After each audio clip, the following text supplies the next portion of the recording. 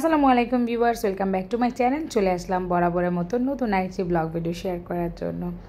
গ্রামের বাড়ি যাচ্ছিলাম, সেই ভিডিওটা কিন্তু আপনাদের সাথে শেয়ার করাই হয়নি, কিন্তু আমি যে শপিং করেছিলাম সেটা আগে শেয়ার করে ফেলেছি, যেহেতু ঈদ ছিল।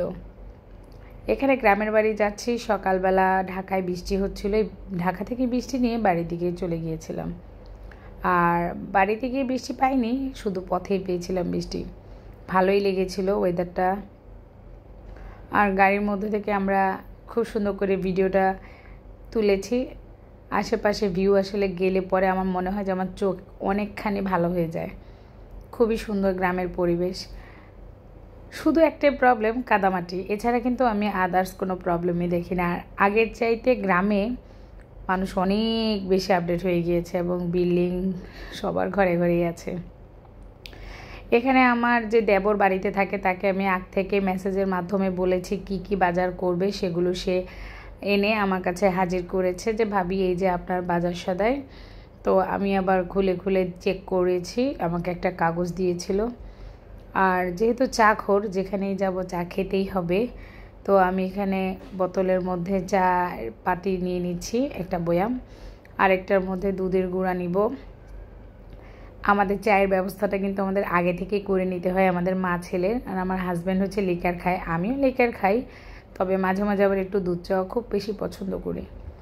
এখানে ঢাকা থেকেই কিন্তু আমার নিজের হাতে তৈরি পটারি, তারপরে প্লাস্টিকের যে গাছগুলো গ্রিন কালার, এগুলো আমি কিনে নিয়েছিলাম, সেগুলো নিয়েছিলাম। আর এই যে পানির জারের ভেতরে আমি বিরিয়ানি মশলা, হালিম মশলা, গরম মশলা এগুলো সুন্দর করে ঢুকিয়ে নিয়েছিলাম। আমার তৌফিক বেবি নাজিহাকে ড্রেস গিফট দিচ্ছে, কারণ হচ্ছে ওর জন্য আমি জামা নিয়ে এসেছিলাম। যেহেতু ঈদের আগে বাড়িতে গিয়েছে, একটু প্রস্তুতি আছে। আদা রসুন ছিলিয়ে নিয়ে সেগুলো সুন্দর করে ব্লেন্ড করে নিচ্ছিলাম আমার জায়ের ব্লেন্ডার মেশিন দিয়ে। আর এখানে হচ্ছে আমরা যেহেতু দুই যে এক ঘরেই থাকি, বড় যা আর ছোটো যা, মেজো যা থাকে বাহিরে, ওর হচ্ছে পাশে আর কি বাসা। তো এখানে আমি ঢাকা থেকে রানার নিয়ে নিয়েছিলাম একটা, সুন্দর করে রানারটা সেট করে এখানে আমি যে কয়দিন ছিলাম রেখেছি। আর হচ্ছে এক সাইডে ট্রেতে জগ গ্লাসগুলো এক জায়গায় রেখেছিলাম। আসলে ঢাকার চলাফেরা আর বাড়ির চলাফেরার মধ্যে একটু তফাৎ আছে, সাজানো গোছানো সব কিছু মিলিয়ে অতটা কিন্তু মেনটেন করা যায় না। এখানে চিন্তা করছিলাম কি ব্ল্যাক কালারটা দিব না রেড কালারটা দিব, অনেকক্ষণ লেগেছিল এটা শুধু ডিসাইড করতেই। আর ঢেকি স্বর্গে গেল ধান বানে, আমার যা অবস্থা ঢাকায় বাড়িতেও সেম। একটা কালারফুল গ্লাস পেয়েছি, ওর মধ্যে আমি সুন্দর করে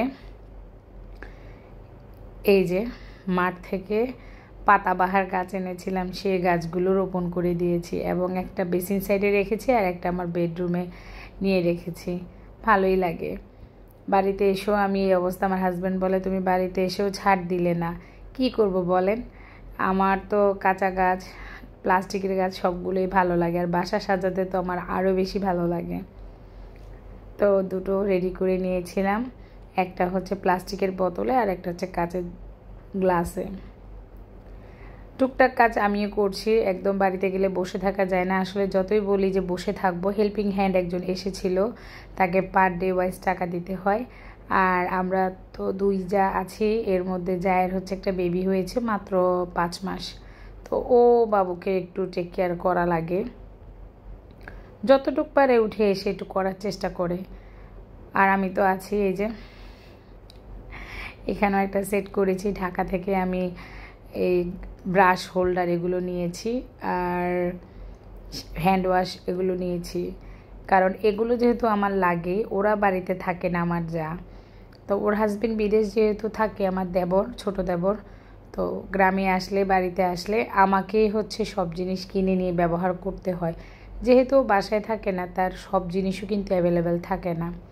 এখানে আরও কিছু গিফট, এটা হচ্ছে জায়ের বাবার জন্য আড়ং থেকে পাঞ্জাবি নিয়েছিলাম, সাদার মধ্যে সাদা সুতার কাজের, তো ওনার জন্য এই গিফটটা এনেছিলাম। মেজো জায়ের বাবার জন্য এনেছি শার্ট, তো ওনারটাও সাদা ছিল, গিফট করা হয়ে গিয়েছে। আসলে ঈদ মানে আনন্দ, ঈদ মানে খুশি। তো রোজার ঈদেই যে শুধু কেনাকাটা হবে কিংবা রোজার ঈদে গিফট তা কিন্তু নয়, আমি কোরবানি ঈদের কথাও চিন্তা করে টুকটাক গিফট ওর জন্য নিয়েছি, ভাগ্না ভাগ্নিদের জন্য নিয়েছি, ভাগ্নিদের দিয়েছি হচ্ছে কানের দুল আর হেয়ার ব্যান্ড। এখানে আমাদের ইমতিয়াজকে আমি একটা আংটি গিফট করেছিলাম, সেটা ট্রায়াল দিচ্ছিল কোনটা নেবে ওর আম্মু। তো দুটো পরিয়েই আর কি আমি ছবিটা তুলে নিয়েছি যে তুমি কোনটা নেবে নাও।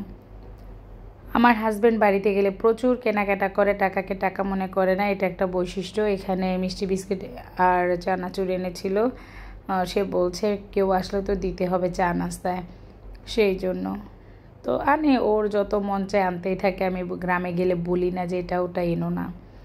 আমাদের জন্য চাল এনেছি, আমি আমার দেবরকে দিয়ে মাছগুলো আনিয়েছিলাম একদম ফ্রেশ। তো ওই ফাঁকে কিন্তু তারাই করছিল। আর এটা হচ্ছে পরের দিন সকালের ভিডিও। অলরেডি কিন্তু আমি রাতে গিয়েছিলাম, রাতের কাজগুলো ছিল। আর এটা হচ্ছে দিনের বেলায়। এখানে দিনের বেলায় হচ্ছে আমার ননদ আমার জন্য ঢেঁকি শাক তুলে এনেছিল, ঢেঁকি শাক আলু দিয়ে চিংড়ি। আর এখানে হচ্ছে বড় যে মাছ এনেছিল সেই মাছ দিয়ে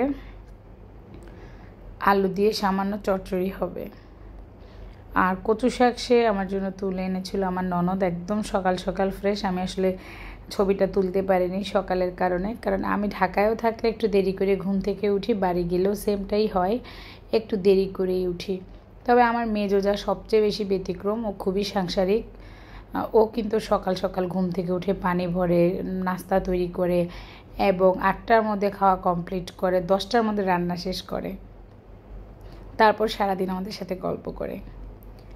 এখানে যে মিশালি মাছগুলো ছিল 5-6 মিশালি, সেগুলোকে আমি এখন সুন্দর করে হাতে মাখিয়ে তারপরে রান্না করব। আমার রান্নার আয়োজন শেষ, এই যে দুপুরে খেতে বসে পড়লাম। এখানে একটা আলু ভাজি আছে, আমার শাশুড়ির হাতের গাছের লেবু, কচু শাক, ঢেঁকি শাক সবগুলো নিয়েই বসে পড়েছি। আর আমি আমার হাজব্যান্ডকে কচু শাক দিচ্ছিলাম যে তুমি খাও, খেয়ে দেখো কেমন হয়েছে। সবাই খুব তারিফ করেছে, কচুর শাকটা মজা হয়েছে, ঢেঁকি শাকটাও ভালোই হয়েছে। তো বাড়িতে গেলে আসলে ভালোই লাগে, খারাপ লাগে না, কিন্তু মাঝে মাঝে হেল্পিং হ্যান্ডের অভাবে আমাদের খুবই খারাপ অবস্থা হয়ে যায়, কারণ একা একা তো অনেকগুলো কাজ একসাথে করতে হয়। রাতের বেলা আমার হাজব্যান্ড ওদের জন্য মিষ্টি নিয়ে এসেছে, আমাদের বাসার জন্য মিষ্টি নিয়ে এসেছে। তো জায়ের বাসায় 1 প্যাকেট দিয়ে বাকি যে 1 প্যাকেট ছিল, 1 প্যাকেটের 20টা আমরা সবাই মিলে রাতেরবেলা খেয়ে নিয়েছিলাম। তো আজকের ভিডিওটা এই পর্যন্তই রাখছি, রাতের একটা সুন্দর চাঁদের আলো দিয়ে। সবাই ভালো থাকবেন, সুস্থ থাকবেন, আল্লাহ হাফেজ।